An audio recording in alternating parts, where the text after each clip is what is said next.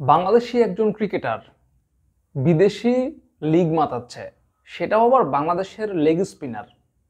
এই দৃশ্যটা হয়তো 2 বছর আগেও কেউ কল্পনা করে নাই, কিন্তু এখন সেটাই হচ্ছে। পাকিস্তান সুপার লিগে এবার বাংলাদেশের লেগ স্পিনার রিশাদ হোসেন মাতাচ্ছেন।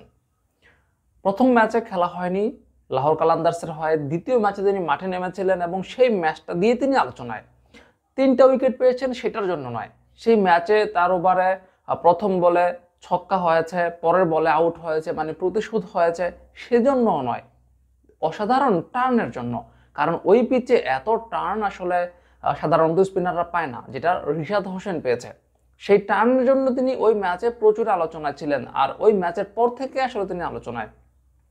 এবার তৃতীয় ম্যাচেও দারুণ বোলিং করলেন এবং এই ম্যাচেও তিনি 3টা উইকেট শিকার করলেন। বাংলাদেশে একজন লেগ স্পিনার এখন পাকিস্তান সুপার লিগ মাতাচ্ছে। পাকিস্তানে লাহোর কালান্দার্সের এখন সেরা বোলারদের একজন হয়ে উঠছে রিশাদ হোসেন। শুধু সেখানেই নয়, মানে আস্থাভাজন একজন প্লেয়ার হয়ে উঠছে। এই দৃশ্যটা কিছুদিন আগেও আসলে কল্পনা করা যায় নাই, বছর দুয়েক আগেও কল্পনা করা যায় নাই। সেটা এখন ঘটছে। অবশ্যই এই জন্য আপনাকে ধন্যবাদ দিতে হবে হাতুড়ি সিংহকে, যাকে নিয়ে বিস্তর অভিযোগ রয়েছে বাংলাদেশের ক্রিকেট ভক্তদের। কারণ এই হাতুড়ি সিংহে চেয়েছিল বাংলাদেশের লেগ স্পিনার উঠে আসুক, বাংলাদেশের একাদশে লেগ স্পিনার খেলুক, সে ভালো করুক বা খারাপ করুক, যাতে তাকে খেলানো হয়। এই কাজটা করে গিয়েছিলেন হাতুড়ি সিংহে।